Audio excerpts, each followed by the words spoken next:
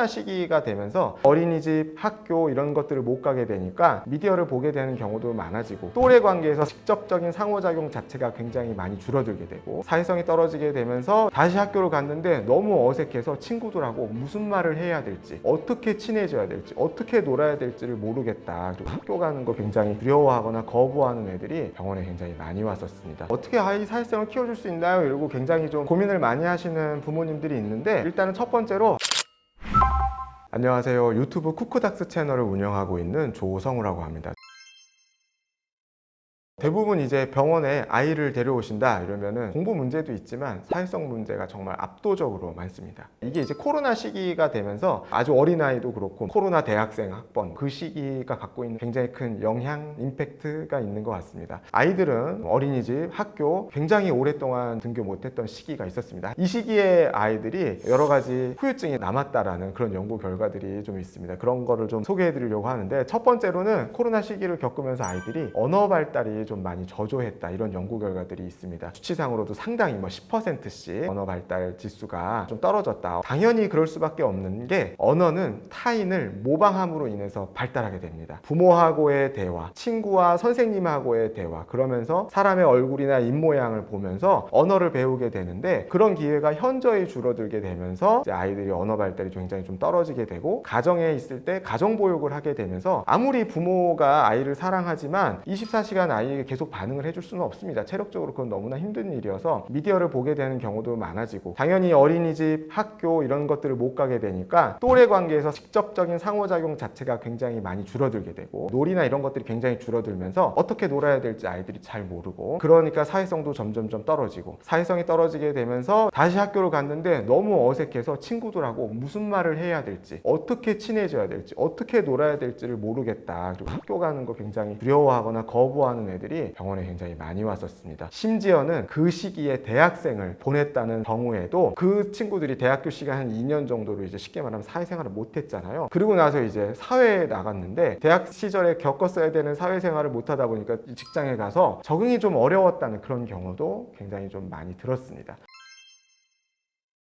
우리가 흔히 사회성이라고 생각하면 어떤 고정관념이 있어요. 그래서 얘가 여기 가서도 다른 사람이랑 잘 어울리고 저기 가서도 잘 어울리고 약간 핵인싸처럼 되면 좋겠다, 이런 이제 생각을 갖고 오시게 되는데, 이거는 약간 성향에 좀 더 가깝죠. 그래서 내향적인 사람이 사회성이 좋지 않은 거냐? 그건 절대로 아닙니다. 외향적이야만 사회성이 좋은 거냐? 그것도 절대로 아닙니다. 이런 편견이나 고정관념은 조금 벗어나시면 좋겠고, 결국 사회성이 갖고 있는 의미는 뭐냐? 문제 해결, 갈등 해결에 대한 부분입니다. 부모 자녀 간에도 그렇고 부부 간에도 차이점 혹은 의견의 차이는 무조건 존재할 수밖에 없습니다. 그런데 사회성이 있느냐 없느냐는 그거를 받아들이고, 다른 사람과 내가 다르다는 걸, 마음이 다르다는 걸 받아들이고, 그 차이를 얼마만큼 좁히면서 공통점을 도출할 수 있는가, 이런 것들이 이제 사회성에 갖고 있는 의미 혹은 중요성이라고 할 수 있고, 이런 사회성 발달이 잘 된 사람들은 규칙을 지키는 것이 좀 더 편안합니다. 또 다른 사람하고의 관계에서 이해를 조종하고 어떤 결론을 도출해서 우리가 목적지까지 갈 수 있는 그런 능력이 더 좋을 수 있습니다. 혼자 가는 게 편하긴 하지만 멀리 가기 위해선 같이 가야 된다, 이런 얘기가 있잖아요. 혼자서 할 수 있는 것에는 한계가 있습니다. 다른 사람하고 능력을 나누거나 의견을 나누게 되면 더 많은 것을 성취할 수가 있는데, 사회성이 부족하게 되면 그런 부분들의 어려움이 생기게 됩니다. 그래서 사회성이 높으면 다른 사람보다 더 좋은 성취를 할 수 있는 가능성도 좀 높아진다, 이런 것들도 사회성하고 좀 연결이 좀 됩니다. 그리고 세 번째로는 자기 자신이 좀 더 행복할 가능성이 큽니다. 사회성의 또 바탕에는 자기 감정에 대한 인식, 표현이 들어가게 됩니다. 자기 감정을 잘 모르고 표현을 잘 못하는 사람들은 다른 사람에게도 자기 주장을 하기가 쉽지 않습니다. 혹은 정당하게 의견 표현을 하는 것과 화내는 것의 구별이 좀 어렵습니다. 예를 들어 볼게요. 이제 부부가 이렇게 대화를 하고 있는데 상대방이 이미 목소리가 엄청나게 커지고 얼굴이 빨개지고 막 부들부들 떨고 있어요. 그랬을 때 배우자가 당신 왜 그 얘기하면서 이렇게 나한테 화를 내? 이렇게 화낼 일은 아니지 않아? 했는데 내가 언제 화를 냈다고 그래? 나 화낸 거 아니고 그냥 내 얘기한 것 뿐인데, 이런 식으로 자기 감정을 인식하지 못하는 사람은 다른 사람하고의 대화가 굉장히 좀 어렵겠죠. 아이들도 당연히 완벽한 사람이나 다 발달이 끝난 게 아니기 때문에 자기 감정에 대한 인식과 표현이 어려울 수 있는데, 이런 것들을 길러주게 되면 좋은 사회성을 갖게 되고, 자기 감정을 인식을 잘하고 표현을 잘하는 사람은 다른 사람에게도 인정받거나 공감받기가 더 쉽죠. 자기 마음을 다스리는 것도 훨씬 더 쉽습니다. 그래서 좀 더 심리적 마음적으로 편안하거나 행복해질 가능성이 좀 더 높습니다. 이렇게 세 가지 측면에서 사회성은 중요하다고 할 수 있습니다. 요즘 이제 아이들의 사회성을 키우기 위해서 어머니들이 굉장히 노력을 많이 하시는 경우가 있어요. 주말 되면 비슷한 또래 자녀 가족들하고 같이 어울려서 노는 경우도 많고, 또 엄마 모임들 같은 거에 참석을 하는 경우도 많습니다. 근데 이제 문제는 이제 거기서 스트레스를 굉장히 많이 받는 경우도 있다는 겁니다. 근데 이제 아이를 위해서 어쩔 수 없이 꾹 참으면서 나가서 사회성을 위해서 노력한다 이렇게 하시는 경우가 있는데, 저는 절대 부모가 스트레스 받아 하면서까지 그럴 필요는 없다라고 말씀을 드리고 싶습니다. 일단은 부모의 사회성이 아이의 사회성에 영향을 주는 건 맞습니다. 결국에 사회성이라는 건 다른 의견을 인정하고 공감해주면서 의견을 좁히는 과정, 갈등을 해결하는 능력, 자기 마음을 표현하는 능력, 이런 것들하고 연결이 되어 있는데, 이런 것들을 배우는 게 누구냐? 당연히 바로 가까이에 있는 부모입니다. 하지만 사회성이 좋다는 걸 핵인싸가 되는 거랑 동의어로 생각할 필요는 없습니다. 따라서 부모도 핵인싸가 되기 위해서 내 성향과 맞지 않게 굳이 너무 노력을 할 필요는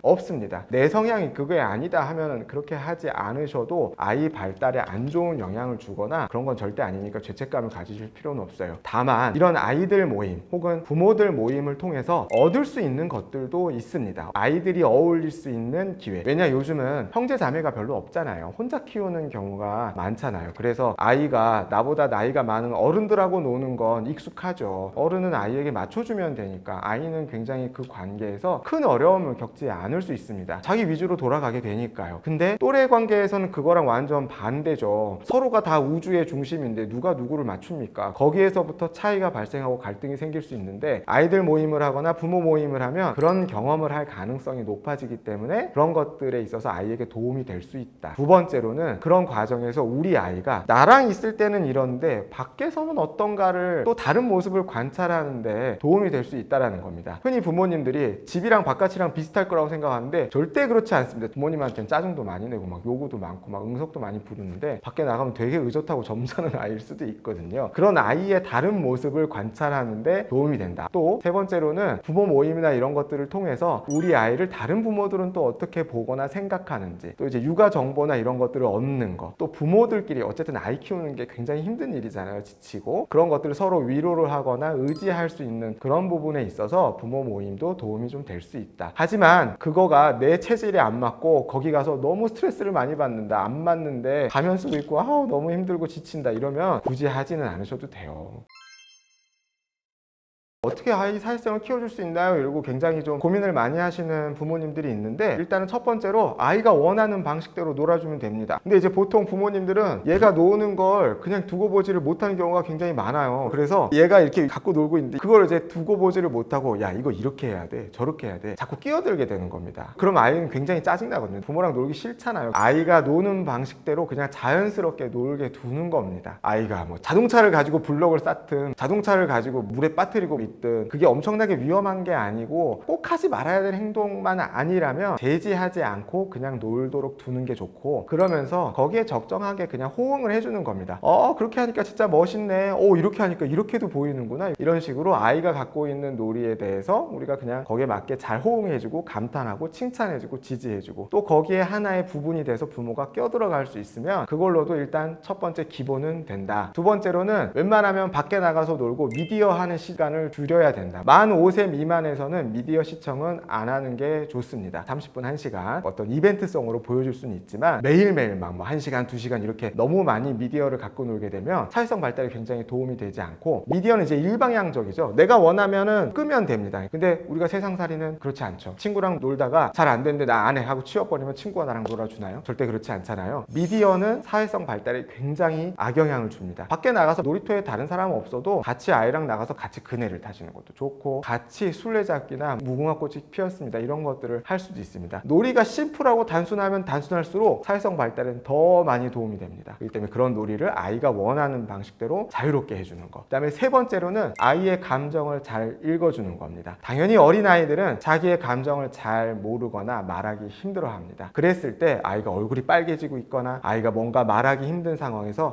너 지금 화가 난 것 같구나, 맞니? 너 지금 혹시 이래서 화가 났니? 않니? 이런 식으로 아이의 감정에 이름을 붙여주는 거. 그래서 아이가 내면에 갖고 있는 어떤 마음하고 언어가 잘 붙도록 연합되도록 만들어주는 거. 이런 것들은 감정 발달, 사회성 발달의 첫 번째 단계입니다. 그래서 이런 것들을 열심히 해주시면 나중엔 자기가 힘든 게 있거나 어떤 느낌일 때 나 이래서 힘들어. 그러면 이제 당연히 대화가 원활하게 잘 이루어지고 문제 해결을 잘 할 수 있게 되겠죠. 그게 다른 사람하고도 확장이 돼서 친구하고의 관계에서도 섭섭하거나 속상한 일이 있거나 부당하다고 생각되는 일이 있을 때 나 이런 건 좀 아닌 것 같아. 이거는 좀 이래서 내가 좀 불편해. 표현을 잘하게 된다는 거죠. 이런 부분들이 부모님이 좀 도와줄 수 있는 부분입니다.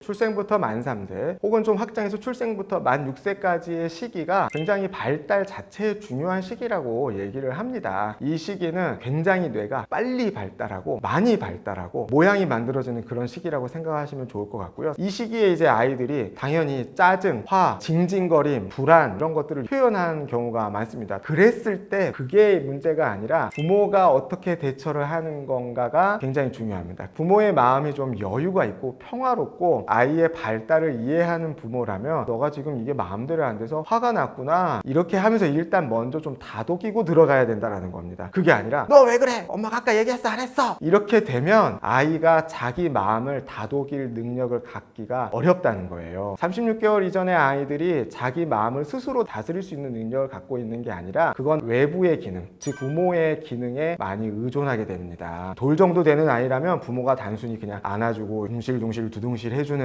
그런 거에서부터 안정감을 느껴서 좀 편안해진다 이런 느낌을 갖게 되는 거고요. 2돌, 3돌을 지나면 점점점 그게 이제 언어화로 되면서 부모가 앉아서 차분하게 그래 너가 힘들었구나 이렇게 해볼까 저렇게 해볼까 하는 것에 아이가 화를 가라앉히고 대안을 모색하는 것들이 점점점 능력이 돼서 뭐 이제 만 5세, 6세가 되면 그런 것들을 훨씬 더 혼자서도 능숙하게 할 수 있게 된다라는 거죠. 그런 능력이 결국 어디에서 오느냐? 36개월 이전에 부모의 역할이 굉장히 중요하다 이렇게 볼 수가 있고 가장 하지 않아야 되는 게 심하게 화를 내는 거, 부모가 같이 흥분하는 거 혹은 아이를 버릴 것처럼 얘기하는 거. 너 그렇게 하면 엄마랑 같이 못 있을 줄 알아. 너 그렇게 하면 집 나가. 물론 이렇게 얘기하시는 부모 굉장히 적지만 이렇게 얘기하는 게 아이에게는 큰 불안을 유발할 수 있다 이렇게 생각하시면 될 것 같습니다.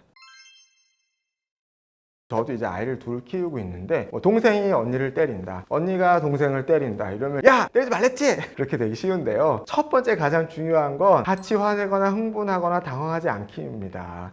안 돼, 그만, 멈춰, 일단 이 정도에서 끝나고 맞은 아이가 있다면 그 아이를 일단 어루만져 주셔야 됩니다. 신체적으로 물리적으로 가서 신체적인 접촉이 일어나지 않게 장벽을 세워주시는 거 중요하고, 그리고 나서 누구누구 괜찮니? 우리 누구가 실수한 것 같아, 미안해, 많이 아팠지? 이런 식으로 먼저 그 아이를 좀 다독여 주시는 게 좀 필요하고요. 그 다음에 이제 자기 아이를 가르쳐야 되겠죠. 너가 놀이하다가 잘 안 된 건 알겠는데 그렇다고 해서 다른 친구를 이렇게 때리는 건 절대 하면 안 돼. 누구도 때려서는 안 돼. 이렇게 설명은 해줘야 됩니다. 물론 아이가 한 번 설명을 들었다고 해서 다음부터 안 때리고 이렇지는 않아요. 수백 번 이상 얘기를 해야 아이의 어떤 행동의 기준이나 선이 생기는 것이지, 한두 번 듣고 말을 들으면 그건 아이가 아닙니다. 어른도 그렇게 못합니다. 그렇기 때문에 반복적으로 이런 일들은 일어날 것이고 우리는 반복적으로 계속해서 알려줘야 됩니다. 그래서 너가 잘 안 돼서 화가 난 건 알겠어. 근데 화가 날 때 우리가 무조건 다른 사람에게 욕하고 때릴 수는 없잖아. 이렇게 한번 해볼까? 이렇게 해볼까? 한 두세 가지 정도의 대안을 주시고 그걸 실제로 좀 같이 연습해보고 갈등 상황에서 실행해보고 그래서 잘 됐는지 피드백을 받아보고 여러 가지 방법 혹은 과정을 거치면서 점점 아이도 자기 감정을 조절하는 방법을 배우게 됩니다. 일단은 아이가 맞고 들어오면 부모님 입장에서 너무 마음이 안 좋고 화가 나거나 원망이 생길 거라고 저도 생각합니다. 저도 아이를 키우고 있는 입장이기 때문에. 하지만 그럼에도 불구하고 그런 부분들은 어느 정도 인간사회에 있을 수 있는 일들이다, 피할 수 없는 일이다, 이렇게 생각을 하시면 좋겠고, 이 기회를 통해서 아이가 뭘 배울 수 있는가 혹은 이걸 어떻게 넘길 수 있는가에 조금 더 집중하시면 좋을 것 같습니다. 그래서 역시 마찬가지로 부모가 먼저 좀 차분하게 대응하시는 게 필요하겠습니다. 장벽을 쌓는 게 일단은 좀 중요하고요. 그래서 더 이상 폭력이 지속되지 않게 보호해 위로해 주시는 게 좀 필요합니다. 그리고 자기 아이에 대한 어떤 돌봄이 필요하겠죠. 엄마가 다 봤는데 너도 많이 아팠겠구나, 많이 놀라진 않았니? 이런 식으로 이제 마음을 좀 읽어주시는 거. 그러고 나서 다시 그 친구랑 놀아야 될 수도 있잖아요. 물론 아이가 많이 불안해하고 두려워해서 그 친구랑 놀지 않으려고 할 때 그것도 존중해 주셔야 됩니다. 아, 그 친구랑 다시 노는 게 많이 불안하고 무섭구나, 일단은 같이 놀지 말고 좀 더 멀리서 지켜보자, 혹은 우리 다른 놀이 하자, 이럴 수도 있고요. 근데 이제 그거 하고 나서 바로 서로 이제 화해하고 또 잊어버리고 그 친구랑 잘 놀아요. 그러면 그냥 두셔도 됩니다. 결국에 이게 문제가 되는 건 아이 싸움이 부모 싸움이 될 때입니다. 그러면 아이들로서도 굉장히 큰 손해입니다. 어떤 손해냐? 갈등을 경험하고 해결하는 그 과정을 겪는 거, 그걸 하지 못하게 되기 때문에 저 친구랑 절대 앞으로 놀아선 안 돼, 절대 저 친구랑 다가가지도 마, 뭐 말도 하지 마, 예를 들면 이런 것들은 아이에게 오히려 더 안 좋을 수도 있습니다. 그래서 부모 싸움 되지 않게 주의하시는 거. 내 아이가 다른 아이를 이제 때리거나 공격했을 때에서도 나와야 되는 부분이었는데, 다른 아이에게 충분히 사과하고 그 부모님에게도 충분히 사과하는 건 필요합니다. 그래야 같이 또 친해져서 더 어울릴 수 있거든요. 부모님들끼리도 서로 충분히 사과하고 서로 좀 이해하는 과정이 좀 필요하다. 결국 그래서 부모님의 사회성, 갈등이나 감정을 처리하는 그 과정이 아이들의 사회성에도 영향을 미친다, 이렇게도 볼 수 있겠습니다.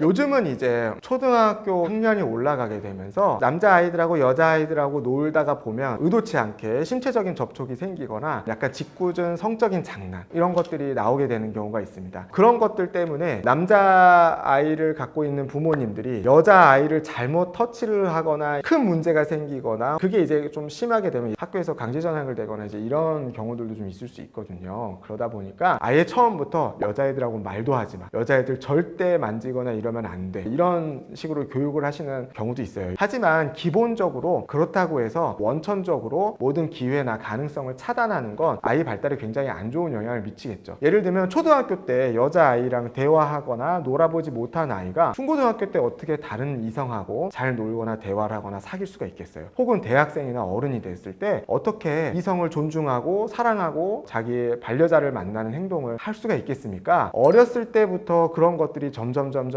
습관이 되고 내면화가 됐을 때 나중에 커서도 건강한 이성관계를 만들 수 있는 거거든요. 근데 지금 이제 부모님들은 당장 문제가 일어나는 게 너무 괴롭거나 걱정이 되기 때문에 그런 것들을 없애주고 싶은 마음에 처음부터 하지 마, 이렇게 하는 경우가 많습니다. 이런 것들은 모든 다른 것들에 대해서도 다 똑같이 적용이 됩니다. 미디어, 게임 처음부터 하지 마, 이런 식으로도 많이 얘기를 하시는데, 그러면 아이가 어느 순간에 미디어를 조절할 수 있는 능력이 생기는가? 절대 그렇지 않죠. 어렸을 때 어느 정도 시점부터는 미디어에 노출해서 자기가 경험하고 그걸 조절할 수 있는 방법들을 시행착오를 겪어 나가야 되는데, 실패하지 않는 사람은 배울 수도 없습니다. 모든 것들은 과정이고 시행착오인데 그런 경험을 하지 못하면 결국에는 배우기가 어렵기 때문에 부모님들이 그런 아이의 어려움이나 갈등이나 실패나 아이의 힘든 모습을 견딜 수 있는 능력도 갖고 계셔야 됩니다. 그런 마음의 여유가 있지 않으면 아이가 너무 온실 속의 화초가 되기가 쉽다, 이렇게 생각을 하시면 좋겠고, 반대로 굉장히 방임적인, 너무나 허용적인 부모님들도 있습니다. 이 극단에 있는 부모님들이 너무 많아요. 예를 들면 저희가 막아봐야 뭐예요, 다 소용없는데 자기가 그냥 알아서 하게 냅둬야죠, 이런 식으로 아예 너무 허용적으로 한다거나, 초등학교 한 고학년쯤 되는데 친구들에게 반복적으로 폭력을 당해요. 그런데도 불구하고 아이가 아무 말도 못하는데 부모가 나서서 어떤 상황 정리를 해주지 않는 경우들도 있습니다. 이런 것들은 이제 너무 허용적이거나 방임적이라고 보는데, 그런 언제 개입을 해야 되고 언제 개입을 하지 말아야 될지 사실 부모의 지혜가 많이 필요한 부분이거든요. 이런 부분들이 부모님이 갖춰야 되는 마음의 중심, 균형 잡기인 것 같습니다. 아이를 키우다 보면 마음대로 안 되는 일이 사실은 너무나 많습니다. 예측하지 못했던 일들, 어떤 사고나 갈등, 이런 것들을 경험하고 넘어갈 수밖에 없게 되는데요. 그런 것들은 사실 우리가 살면서 피할 수 없는 것들인 것 같습니다. 하지만 그런 것들이 무조건 아이에게 어떤 좌절이나 위기가 된다라기보다는 갈등을 해결하는 방식, 문제를 해결하는 과정을 통해서 한 단계 성장하는 또 다른 기회가 될 수도 있습니다. 그런데 그런 것들을 원천 차단하게 되면 그런 것들을 겪지 못하게 되겠죠. 그리고 그런 것들을 우리가 어떻게 다루는지 아이에게 보여주는 것이 가장 살아있는 부모의 교육이라고 할 수가 있겠습니다. 그래서 부모님들도 갈등이나 어려움에 대해서 너무 낙담하시거나 혹은 또 반대로 너무 좋게만 보시거나 회피하시지 말고 문제를 잘 파악하고 너무 당황하지 말고 해결 해결하는 과정을 아이와 함께 천천히 과정을 밟아가시고 여러 번 연습을 하시면 아이의 사회성은 그 과정에서 저절로 발달될 것 같습니다.